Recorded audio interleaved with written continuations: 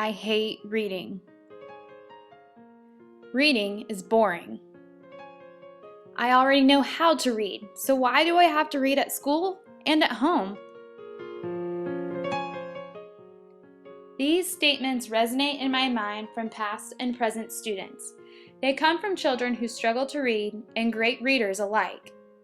Stop and think. What is your response to these statements from a child? Do you say something that just counters what the student says? Do you say, get used to it? Or do you just move on and think, I can't reach them all? As someone who enjoys reading, it is sometimes hard for me to understand why a child does not like to read. I felt lost trying to help these students who needed support and motivation. What affected their motivation? Was it something at home, in previous schooling, or something that I did? I questioned the reading programs my school and I had in place, not knowing if they were fostering lifelong readers or discouraging our struggling readers.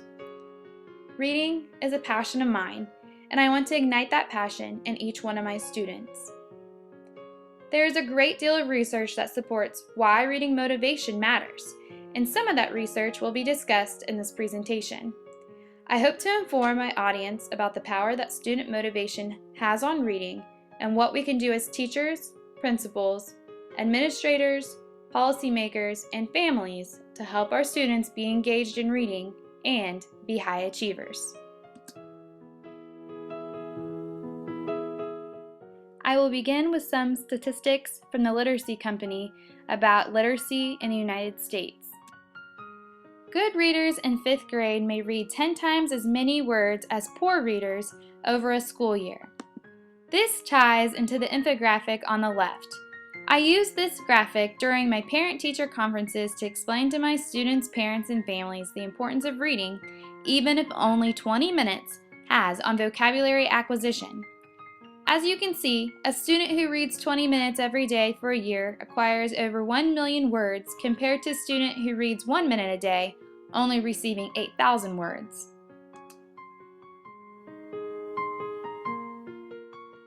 The graph on the left portrays the literacy levels of the general U.S. population compared to incarcerated U.S. adults. It is very apparent that those who are incarcerated have higher illiteracy rates. Combined together, about 60% of inmates have some sort of illiteracy, and other statistics report a higher percentage than that. In fact, to determine how many prison beds will be needed in future years, some states actually base part of their projection on how well current elementary students are performing on reading tests. Finally, this is a map of the U.S. that is color-coded by the percentage of each state's population that has below a 5th grade level of literacy. 17 states have 20% or greater of their population reading below a 5th grade level. That is about 1/3 of our states.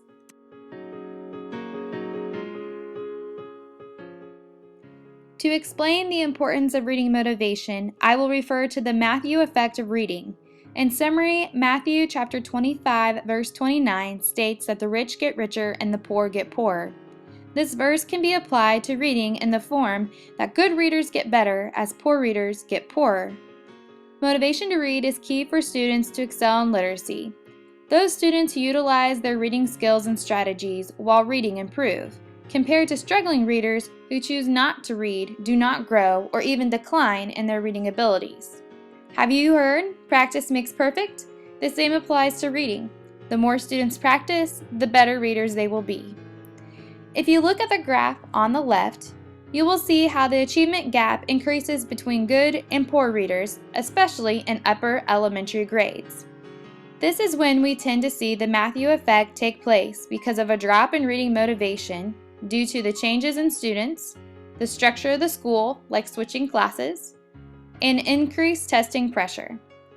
So what can teachers, administrators, policymakers, and families do to stop this from occurring? First and foremost, it is important for everyone who is involved in children's education to believe that all students can read. It has been proven that students, culture, gender, and socioeconomic status does not impact their reading motivation. It is important to realize there are two forms of motivation, intrinsic and extrinsic. This picture portrays the two motivations. On the left, you will see the intrinsic carrot, and on the right, the extrinsic carrot. When looking at the extrinsic carrot, you can see that it looks pretty good from the surface. Sometimes our students can be very motivated by things outside of themselves like points, candy, and prizes. However, when you look at the student's internal desires, like the carrot underground, you see there is not much there. They are thinking short term and what they can get immediately. The rabbit to the left has a small stalk. There is no extrinsic motivation here, but if you look at his carrot underneath, you can see how strong and whole it looks.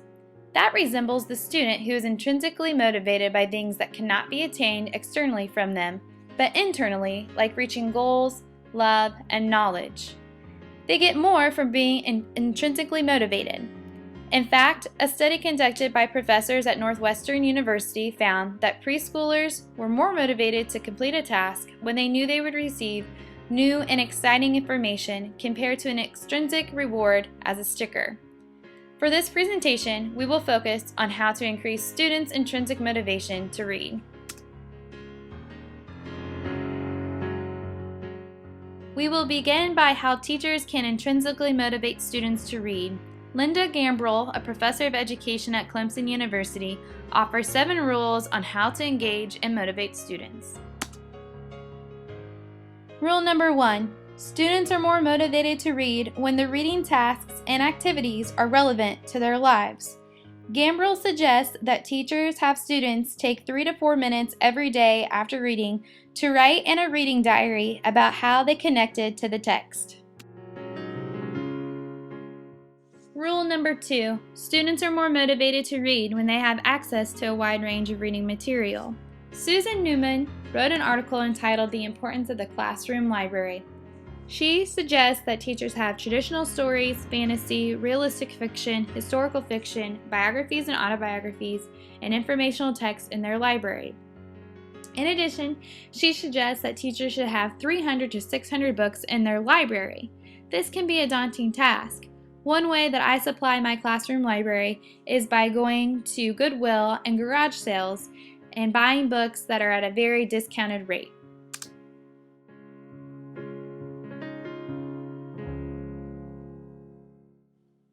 Rule number 3. Students are more motivated to read when they have ample opportunities to engage and sustain silent reading.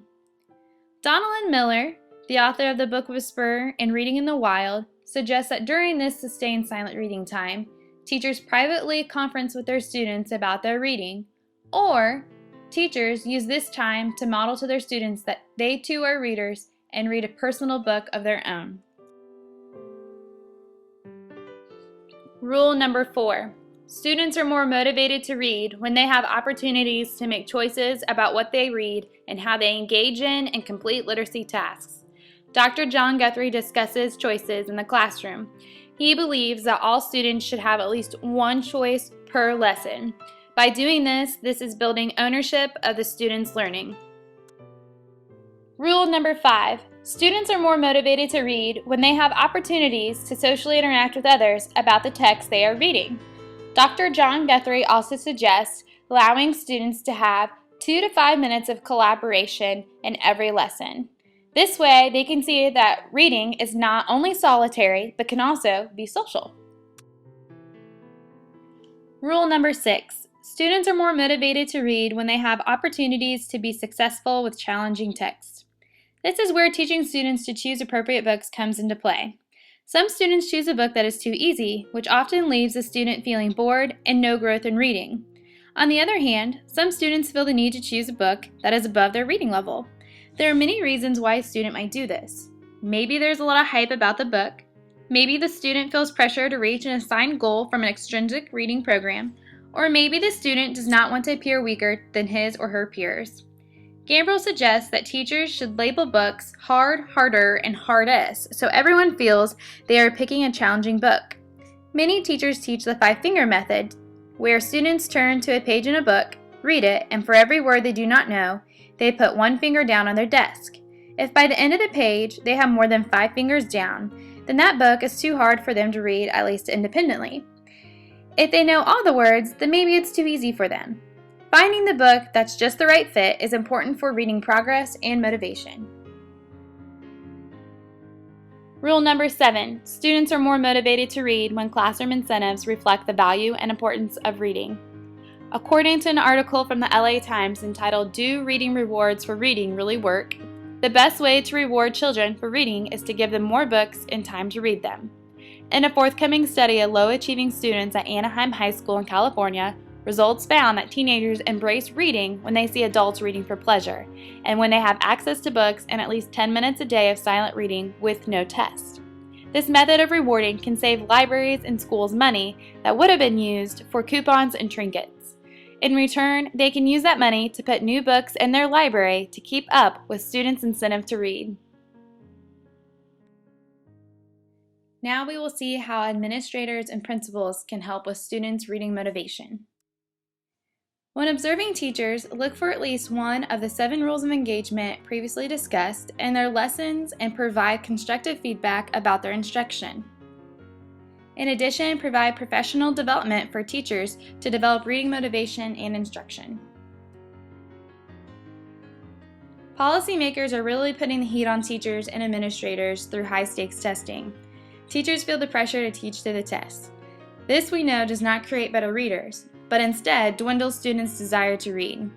In fact, this has been referred to as readicide, the systematic killing of the love of reading, often exacerbated by inane, mind-numbing practices found in school. Dr. Guthrie discusses the issues with policymakers focusing on reading skills rather than reading will when they create their educational policies. If students are not intrinsically motivated, all the skill work they do will not be used to its full potential because they are not choosing to read during and outside school hours. Policymakers seek improvements in student achievement, but are struggling to make the connections between skilling and drilling, actually killing, reading motivation. Policymakers need to recognize that reading skills are just as important as students' desire to read. Policymakers should include policies about students' motivation that go hand in hand with reading skills and strategies. Also, policymakers should work to lessen the amount of testing that students have to go through. Less testing equals less pressure on students and teachers alike. Parents and families are very important when it comes to a child's education. Now we will explore ways that the home unit can build students' motivation to read. To get a good foundation in reading, a child's cornerstone can be established by their family. The earlier a child is exposed to books, the better. Infant cardboard books or soft books are great to start off with. Start a home library for your children and make the books accessible to them at any time.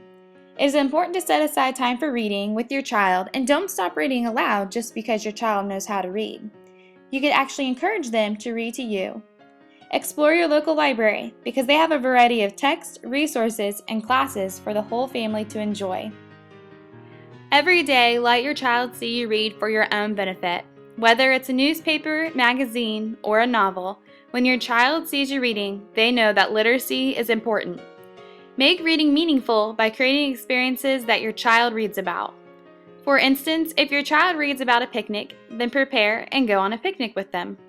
Read a book about how to make a paper airplane and create it.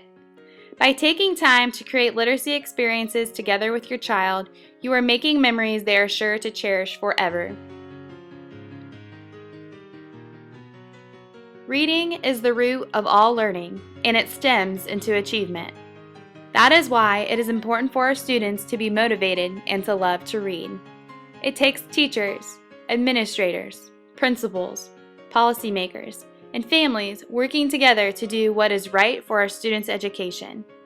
Our students have ample opportunity and potential to be successful. We only need them to continually turn one page at a time.